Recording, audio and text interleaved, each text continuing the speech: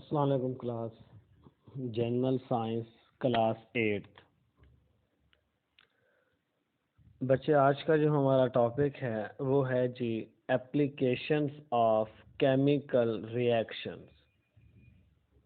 Chemical reactions के बारे में कल हमने इंट्रोडक्शन पढ़ा था। केमिकल रिएक्शंस में जी आपके पास केमिकल चेंज होता है, केमिकल चेंज आता है, चीज़ों की कंपोजिशन चेंज होती है, मुख्तलिफ चीज़ें मिलकर आपस में और नई चीज़ें बनाती हैं जिनकी नेचर उन मिलने वाली चीज़ों से बिल्कुल मुख्तलिफ होती है। आज हमने उसके एप्लीकेशंस पढ़नी है कि केमिकल रिएक्शंस की जी इस्तेमाल क्या है, उसकी इम्पोर्टेंस क्या है, उसकी अहमियत क्या है हमारी रोज़मर्रा की ज़िंदगी में। फर्स्ट है बच्चे आपके पास बर्निंग, रेस्पिरेशन एंड फोटोसिंथेसिस। ये इसकी एप्लीकेशंस हैं, इन हम स्टेप बाय स्टेप डिस्कस करते हैं। फर्स्ट है जी आपके पास बर्निंग। वो कहता है फ्यूल। फ्यूल में आपके पास क्या आता है? नेचुरल गैस हो गए जो आपके घर में जल रहे होते हैं, चूल्हा जलाने के लिए आप जो गैस यूज़ करते हैं ना, वो आपके पास मीथेन है, उसमें नेचुरल गैस आ जाती है। इसके अलावा आप लोगों का पेट्रोल वगैरह है, ये भी आपके पास फ्यूल के तौर पर ही यूज़ होता है। क्या कहता है कि जब ये आपके पास बर्न होते हैं, जब जलने का अमल स्टार्ट होता है, in vehicle engine produces different gases. ये आपके पास मुख्तलिफ किस्म की गैसेस को प्रोड्यूस करते हैं। The gases so produce develop pressure to move the piston and the engine and to run the vehicle. अब ये जो गैसेस प्रोड्यूस हो रही हैं, असल में इन्हीं गैसेस का क्या होता है, प्रेशर बनता है। ये गैसेस के जो मॉलिक्यूल बनते हैं ना, ये आपस में टकराते हैं और जो सिलेंडर होता है उसके साथ भी टकराते हैं, जिसकी वजह से प्रेशर बढ़ जाता है। उस प्रेशर बढ़ने की वजह से जो पिस्टन वगैरह होता है इंजन का, वो क्या हो जाता है, ऊपर की तरफ मूव करता है। एंड टू, और उसके मूव करने की वजह से गाड़ी फिर क्या होती है, आगे की तरफ मूव करती जाती है।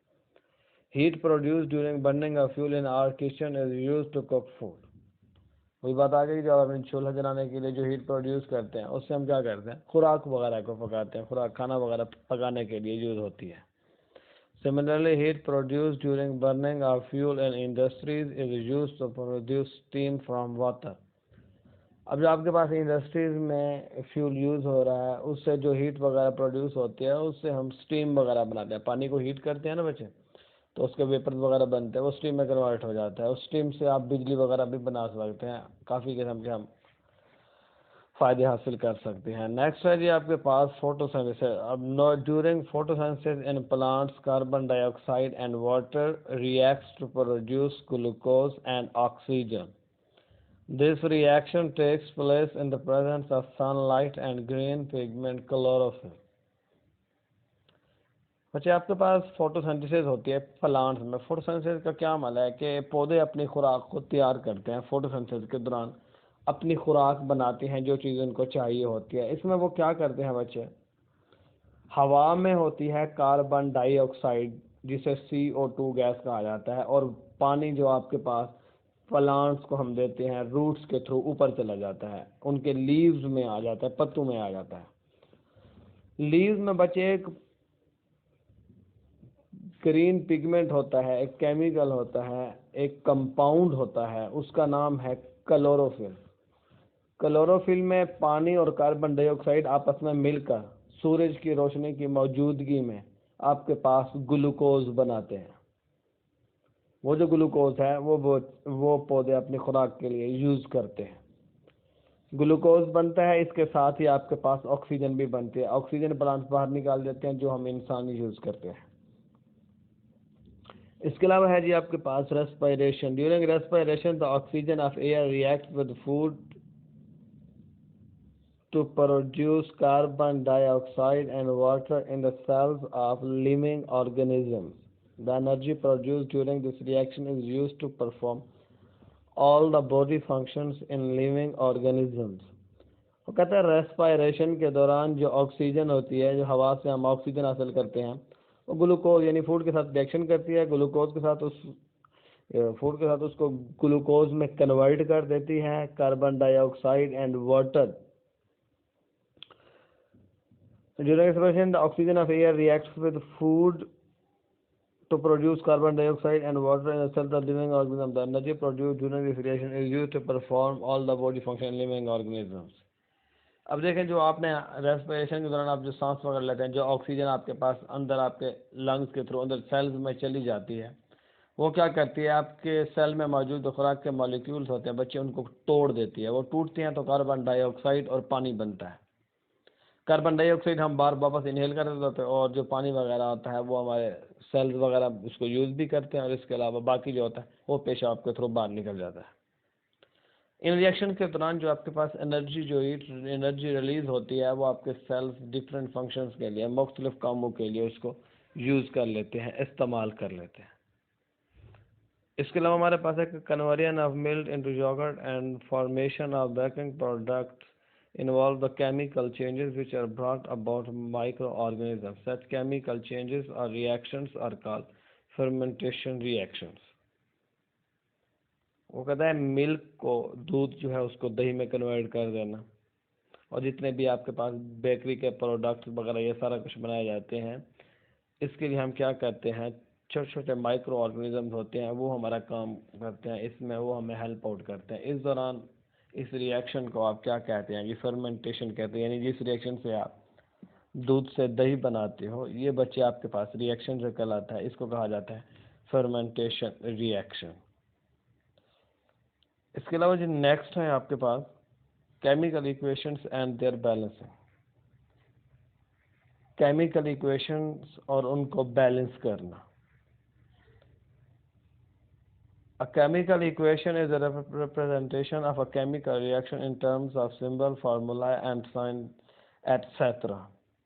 वो कह रहे हैं कि केमिकल रिएक्शन इक्वेशन जो है असल में आपके पास केमिकल रिएक्शन को शो करने का एक तरीका है, जिसमें आप क्या करते हो, सिंबल्स वगैरह को यूज़ करते हो, फार्मूले और साइंस को यूज़ करते हो एलिमेंट्स के। In a chemical equation, the reactants and products are separated by an arrow. Chemical equation में हम एक एरो लगा देते हैं, उस एरो के लेफ्ट साइड पे आपके पास रिएक्टेंट्स होते हैं और राइट साइड पे प्रोडक्ट्स होते हैं। अगर आप लोग देखें, ये आपके पास केमिकल रिएक्टेंट सल्फर और ऑक्सीजन आपस में मिल रहे हैं, और ये जो एरो है, ये वाला एरो, ये आपके पास इस एरो के राइट साइड पे आपके पास प्रोडक्ट है, और इसके लेफ्ट साइड पे आपके पास बच्चे क्या हैं जी, रिएक्टेंट्स हैं। अब इसके अलावा जो आपके पास इन रिएक्टेंट्स के साथ ये एस लिखा हुआ है, ये फिर जी लिखा हुआ है, और इधर जी लिखा हुआ है, ये क्या है, ये आपके पास इनके फिजिकल स्टेट के बारे में बताते हैं कि ये किस हालत में पाए जाते हैं, सॉलिड स्टेट में है, लिक्विड में है या गैस में है। अब सल्फर के साथ एक स्मॉल एस लिखा हुआ है, एस का मतलब होता है सॉलिड। ऑक्सीजन के साथ देखें स्मॉल जी लिखा हुआ है, ये गैस को शो करता है, और SO2 के साथ ब्रैकेट में छोटा सा जी लिखा हुआ है, ये भी आपके पास गैस को शो करता है। ये क्या रिएक्शन शो कर रहा है कि जब सल्फर सॉलिड स्टेट में, सॉलिड हालत में ऑक्सीजन के साथ जो कि गैसियस हालत में है, गैस उसके साथ रिएक्शन करके आपके पास SO2 सल्फर डाइऑक्साइड गैस बनाता है। इसके अलावा जी आप लोग ये याद रखना है कि एरो के लेफ्ट साइड पे आपके पास हमेशा रिएक्टेंट्स होंगे, और राइट साइड पे आपके पास हमेशा प्रोडक्ट्स होंगे, और जो इन रिएक्शंस के दरमियान जो छोटे छोटे से ब्रैकेट्स में SGLAQ लिखा हुआ होता है, ये इनकी फिजिकल स्टेट को बनाते हैं, बताते हैं। AQ आपके पास एक्वस को शो करता है, यानी जो पानी में चीज़ हाल हो। L आपके पास लिक्विड को शो करता है, जो चीज़ आपने लिक्विड में ली हुई हो। ये सारा कुछ आपके पास केमिकल इक्वेशंस में होते हैं। केमिकल इक्वेशन आपके पास रिएक्शंस के बारे में बताते हैं कि कौन कौन सी चीज़ें आपस में मिलकर एक क्या चीज़, कौन सा नई चीज़ बना रही हैं। ये था जी बच्चे आज का हमारा लेक्चर। इंशाल्लाह नेक्स्ट लेक्चर में हम बैलेंस करना सीखेंगे कि केमिकल इक्वेशन को आप बैलेंस किस तरह से करते हैं, क्योंकि केमिकल इक्वेशन का बैलेंस करना ज़रूरी है। ये law of conservation of math को ओबे करने के लिए हम इनको बैलेंस करते हैं। ओके जी, आज के लेक्चर में हम इतना ही। नेक्स्ट लेक्चर में हम इसकी बैलेंसिंग के बारे में पढ़ेंगे। अल्लाह हाफ़िज़।